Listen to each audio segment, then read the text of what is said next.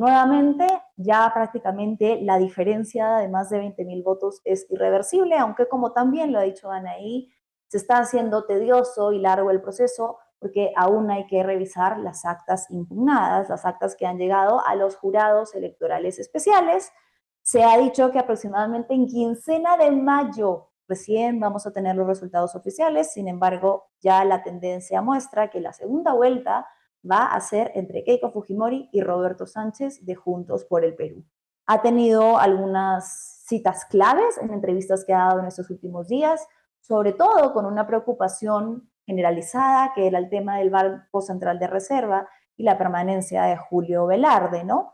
Ya lo ha dicho claramente que van a reunirse con Julio Velarde, que tienen como prioridad la estabilidad política, pese a que, ojo, también el mismo Julio Velarde ha reconocido y ha dicho en discursos recientes que es lamentable y vergonzoso el tema de la redistribución económica, ¿no? Del ingreso per cápita versus la cantidad que llega a los sectores más vulnerables. Entonces, a veces quizás no tratar de especular hacia el pánico, sino tratar de encontrar cosas que sean un poco más concretas, en puntos en común y que estén basadas no en desinformación ni noticias falsas y alarmantes, que es lo que menos necesitamos en este momento. Todavía queda toda una campaña por delante en la que tanto la candidata Keiko Fujimori como Roberto Sánchez, ambos van a tener que convencer a una parte de la población que es grande en porcentaje y que está indecisa. Ninguno tiene un porcentaje avasallador que uno diga realmente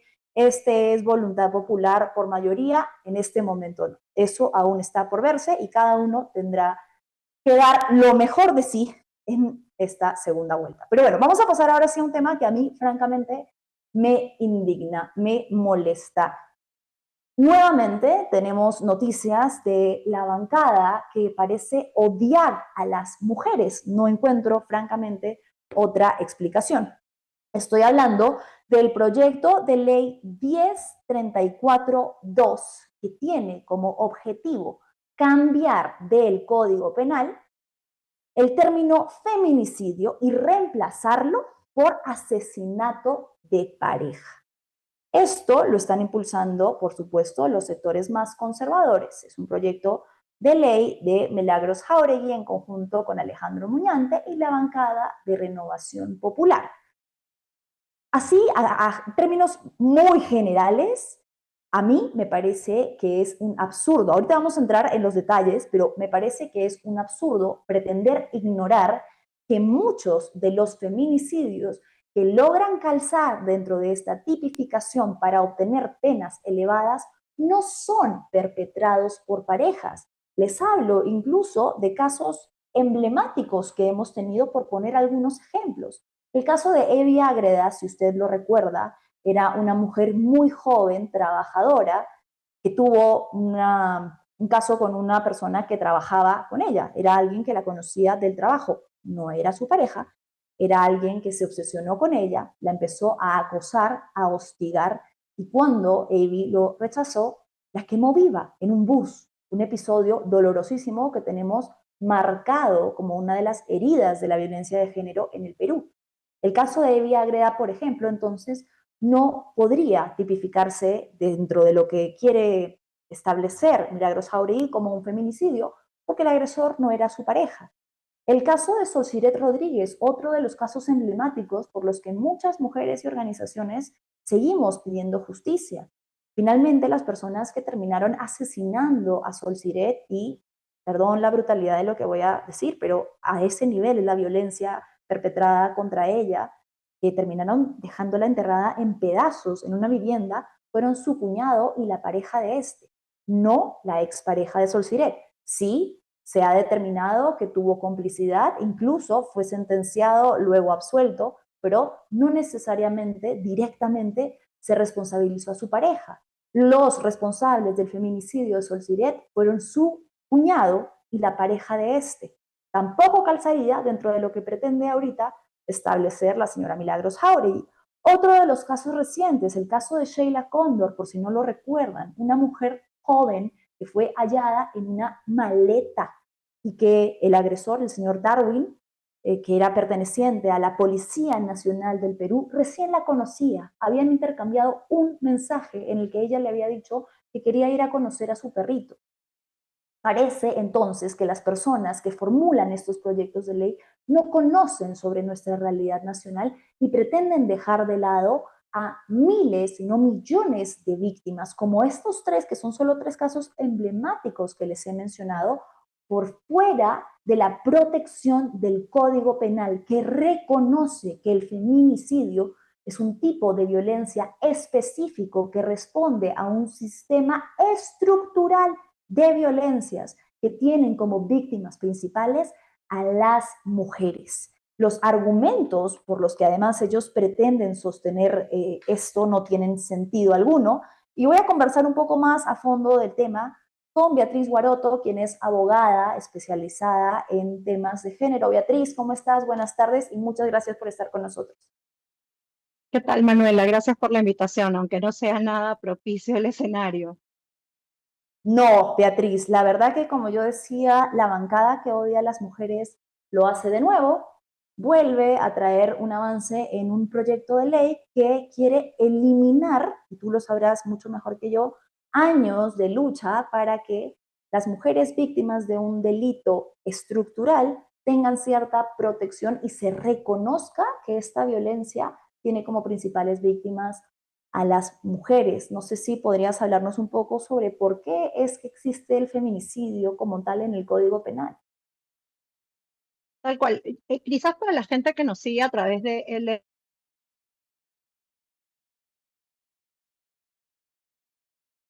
A ver, se le ha ido un segundo, ha ido un segundo la señal de Beatriz mientras ella la arregla el tema de su señal.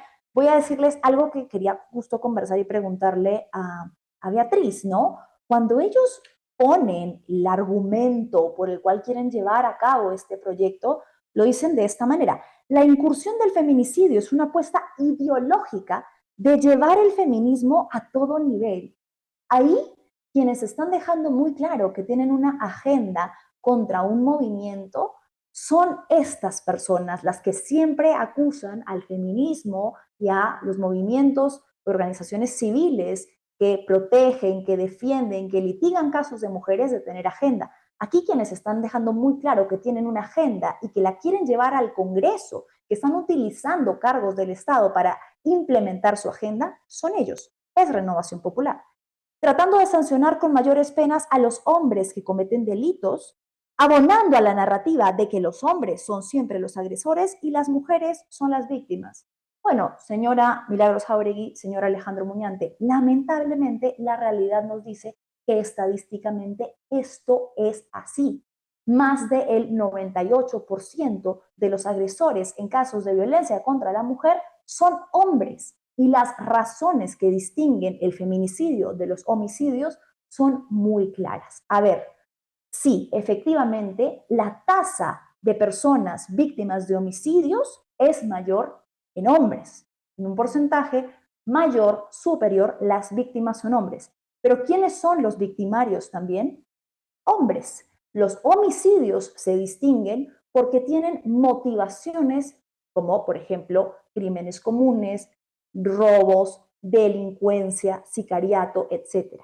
Y en más del 65% de los casos de homicidio, estos son perpetrados por hombres. En el caso de los feminicidios, los agresores también son hombres. Es una violencia diferenciada. Ya está con nosotros Beatriz. Beatriz, ¿cómo estás? Ya estás de regreso.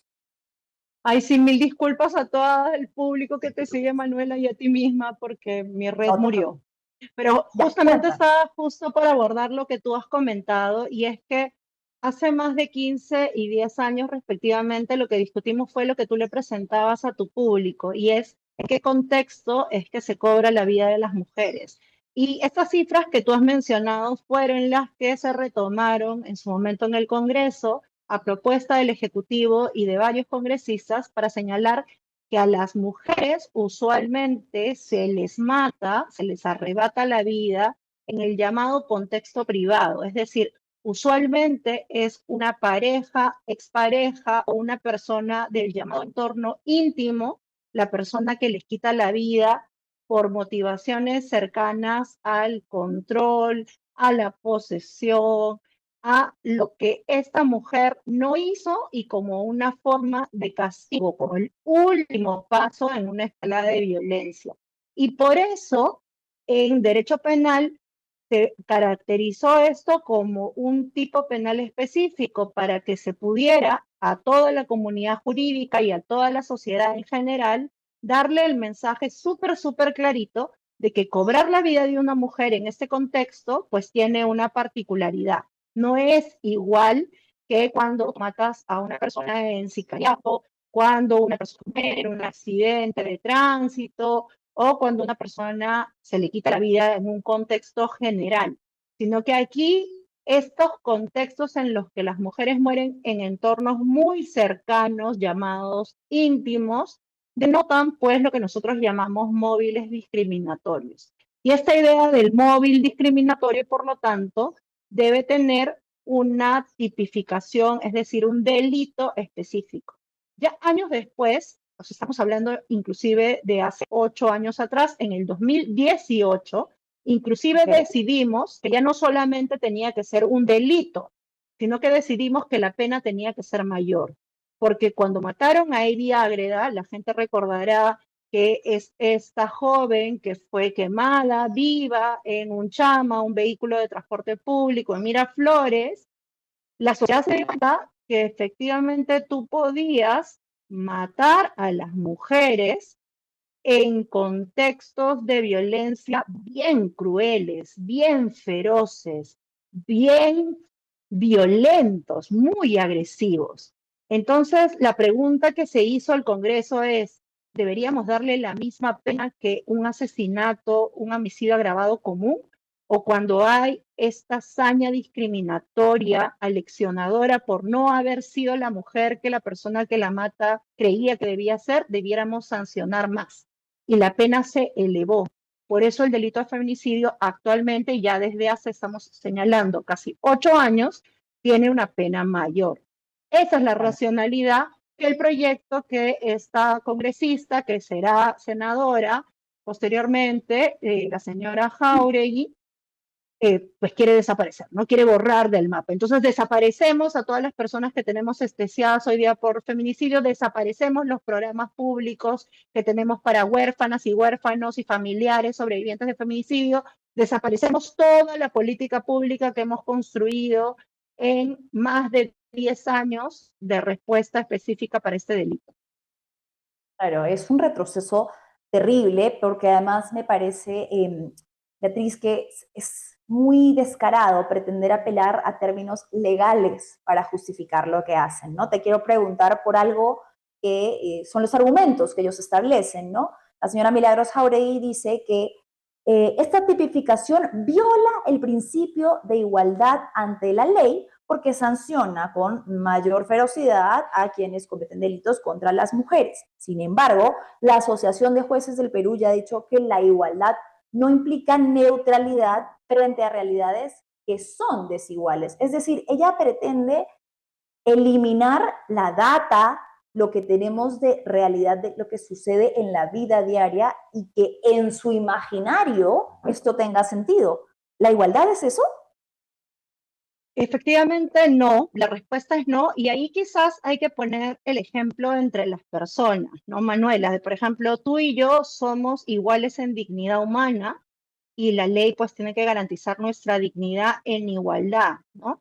Pero eso significa que debemos tener en absolutamente todo un trato equivalente, es decir, el mismo trato a pesar de nuestras particularidades, inclusive las particularidades que hay entre las mismas mujeres. Si la mujer, una, por ejemplo, es quechohablante, la otra no lo es, si una tiene mayor o menor acceso a riqueza socioeconómica, si una es mayor o menor de edad. Es decir, las características obviamente no van a restar a tu dignidad humana, que justifica que el parámetro de igualdad formal sea uno, pero eso no significa que tienes que tratar de la misma forma a todas las personas. Lamentablemente, quienes predican ese sentido de igualdad, pues se han quedado en el siglo XVIII y en el siglo XIX de las discusiones jurídicas sobre igualdad. Eso se discutía, Manuela, sí, la igualdad como equivalencia y la igualdad como mismidad, es decir, como lo mismo, se discutía hacia finales de la Revolución Francesa y en el siglo XIX, pero más bien la igualdad entendida como respeto a la diferencia y como protección a las necesidades específicas que cada quien tiene, eso, entendido así, ese sentido de igualdad, es lo que nosotros llamamos contemporáneamente igualdad material. Entonces, un poquito más de constitucionalismo y menos de ideología le haría bien a la congresista y su cuerpo de asesoría, ¿no? Claro, no conocen la igualdad formal, que es la que están pretendiendo impulsar, de la igualdad material, que nos dice que la realidad es que no existe esa igualdad y que es sumamente diferenciada y como tú decías, y me quedo con esa palabra, es mucho más agresiva la violencia ejercida contra las mujeres y esto es nuestra realidad. No hace falta ser un erudito para saberlo, hace falta leer los periódicos diarios. A ver, Beatriz, ¿quiénes quedarían fuera de aprobarse, por ejemplo, esta ley? Y eso es grave, ¿no? Todo lo que no esté estipulado dentro de asesinato de pareja, es decir, una mujer que es asesinada por un familiar, por un docente, por un compañero de trabajo, como hemos visto algunos casos, maestros, líderes religiosos, desconocidos, un gran porcentaje de mujeres entonces perderían esa protección jurídica. Pero inclusive hay que decir que es mucho peor, Manuela, porque la población tiene que saber que en derecho penal tú tienes que tener mucho cuidado a la hora de legislar. Mucho cuidado, lo digo con los deditos, porque tienes que hilvanar muy fino, como te decían antes cuando las mujeres solíamos hacer cosas manuales. ¿Por qué digo que hilvanar muy fino? Porque si tú apruebas una norma que es más flexible en materia penal, todo eso favorece a los que ahorita están en la cárcel. ¿Eso qué significa?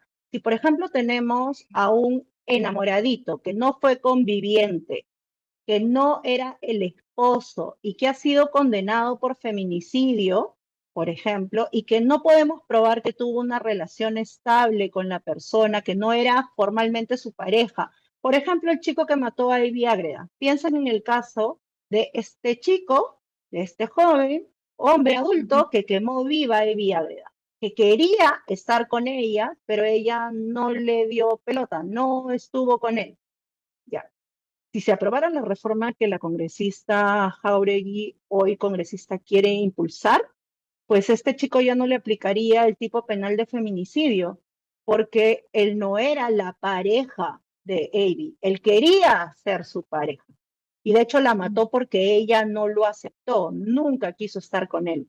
Ese es el problema de cuando tú manejas modelos como los que maneja la congresista súper rígidos sobre lo que es entenderlo a familia, que para ella la familia además tiene que ser una sola, caracterizada de una sola manera, y no entender los modelos discriminatorios que están detrás. Muchas veces la gente que te agrede no es la gente necesariamente que fue tu pareja, sino la que quiso serlo y a la que tú le dijiste que no, porque hay que saber que el no, y eso lo sabemos las personas por nuestra experiencia, decir no te trae precios que pagar. Entonces, Sí. puede que formalmente no haya sido tu pareja y eso hoy día sí se considera feminicidio porque es cualquier conducta que tú pruebas discriminatoria. Pero si hiciéramos caso a la reforma que impulsa la congresista, pues todo eso sería favorable a quienes hayan sido condenados. Entonces tú terminas haciéndole un favor, terminamos aplaudiendo, abriendo las puertas de los penales para que lo que llamamos en derecho la reformatio impeius, es decir, la reforma en peor no se aplica, por lo tanto la reforma en mejor sí se aplica. Si tú reformas a algo más laxo, si tú reformas a algo más beneficioso para quien está preso, pues esa es la nueva ley que le tienes que aplicar. ¿Para quién estamos Increíble. legislando? ¿Para las mujeres que son asesinadas o para los que las asesinaron y hoy día están pagando la prisión por eso?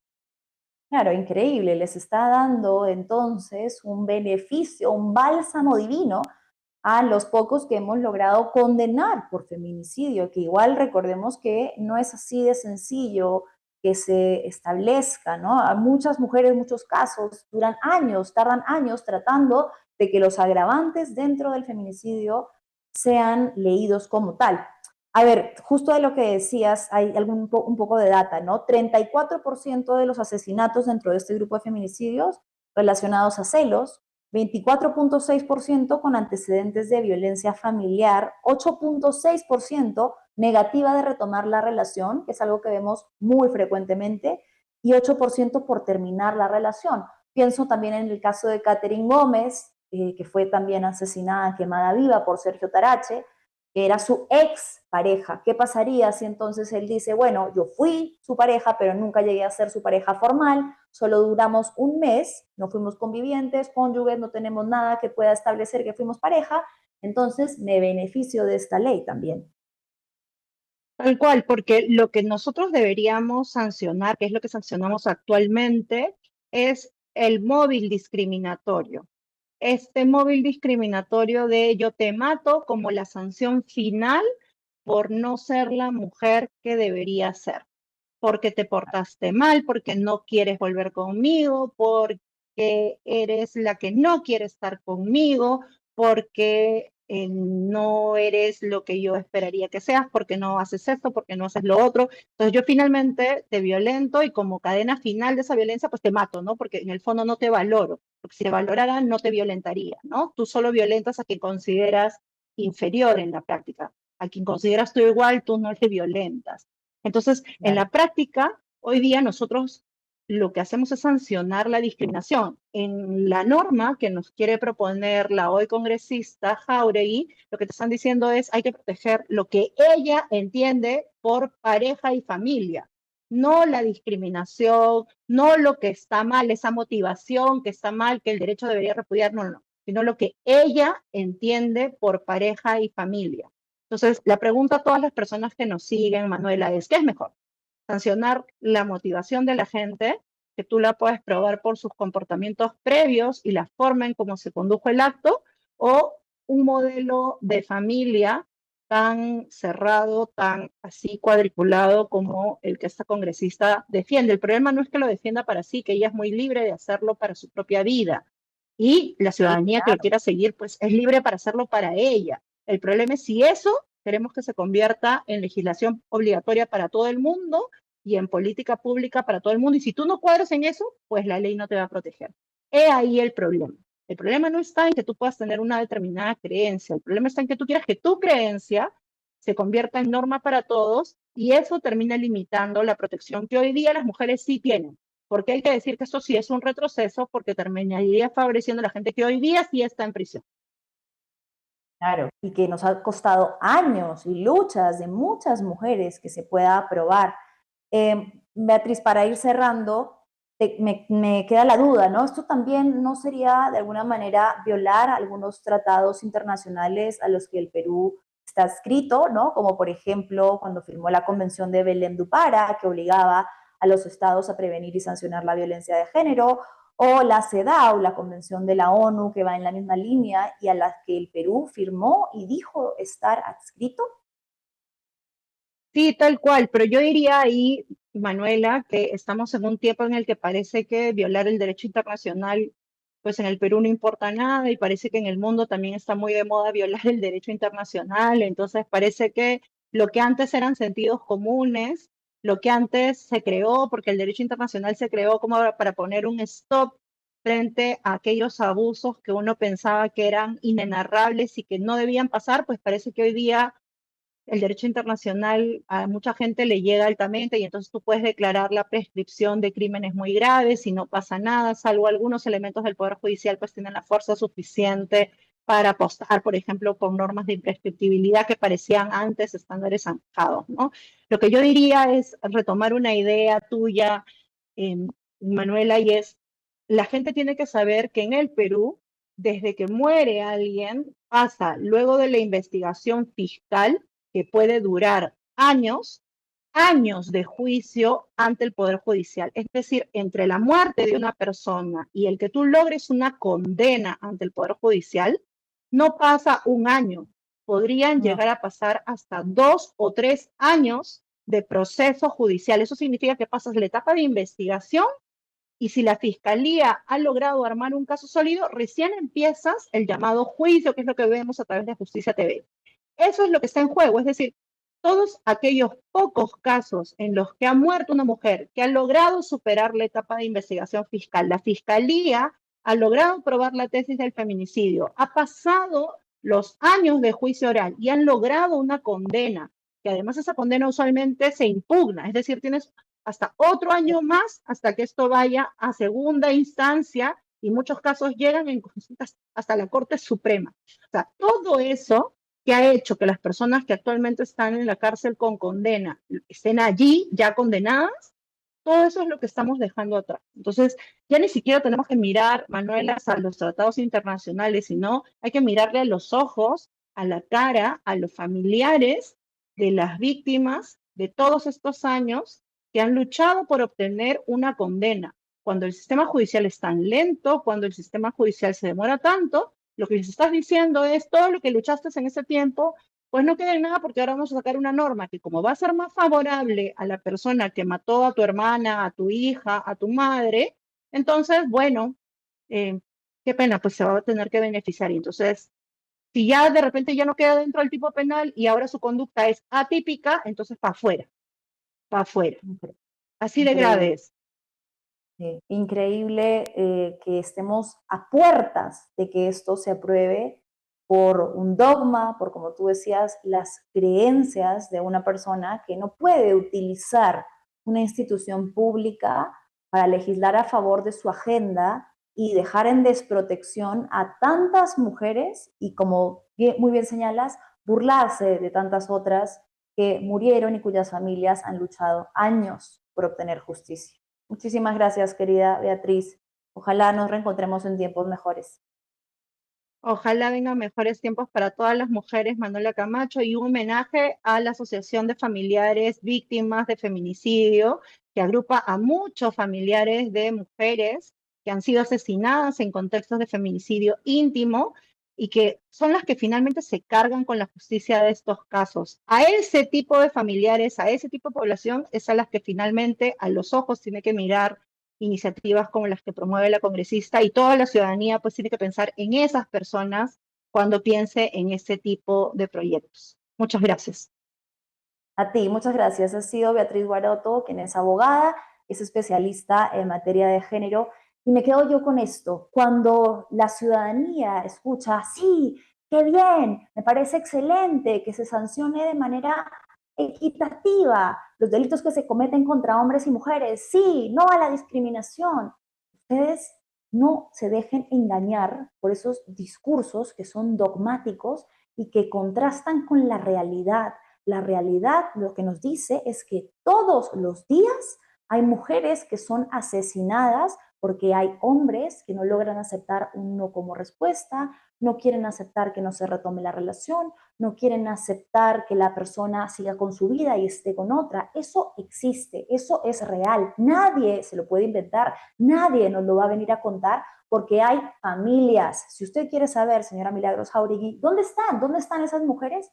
Hay millones de familias que han perdido a sus mujeres por casos como este, que le pueden decir que estos han sido los motivos por los que sus hijas, sus hermanas han sido asesinadas y a los que ahora usted pretende burlar y restarle años de lucha, de búsqueda de justicia, de duelo, ¿no? Y de buscar que por lo menos ante lo que será una inminente ausencia de una persona el resto de su vida, su muerte no quede impune. Lo que está haciendo y lo que podría generar esta ley es que lo poco que se ha logrado condenar como casos de feminicidio, como muy bien lo ha dicho Beatriz, quede eliminado. Las personas que están pugnando condena en este momento por feminicidio se podrían ver muy beneficiadas por esta ley y decir, yo no fui su pareja, yo tengo cómo comprobar que no fui su cónyuge, yo quise ser su pareja, pero nunca lo fui. Y bien, entonces estamos legislando desde el Congreso para favorecer a criminales, a delincuentes, a asesinos y a violadores de mujeres. Eso, señora Jauregui, es lo que usted está logrando con esta ley. Lamentable, y ojalá que logremos presionar lo suficiente para que en el Congreso no termine de aprobar en la última instancia. Uy, chicas, ¿comentarios o ya no? Bien, un par. A ver, sería un retroceso penal eliminar esta figura de feminicidio porque pondría en una situación de vulnerabilidad a las mujeres en el país. Respecto a la protección de sus derechos, de acuerdo, Jorge Morales, sería un retroceso de décadas para las mujeres en el Perú. No entiendo por qué. Jáuregui odia a las mujeres, dice Ruth Rivas. Ruth Rivas, estoy completamente de acuerdo contigo. Todo lo que hace Milagros Jáuregui parece indicar que odia a las mujeres. Siguiente comentario. Ricardo, las mujeres dejan sus estudios o trabajos, metas por la maternidad y son población vulnerable. Se les debe apoyar con las leyes. De acuerdo, Ricardo, qué bueno que lo reconozcas. Ya, me cortaron los comentarios porque nos fuimos volando de tiempo. Muy bien, muchas gracias por habernos acompañado. No se olviden de darle like a este programa, de compartirlo en sus redes sociales y dejarnos sus comentarios. Y nos reencontramos mañana aquí a las 3 de la tarde.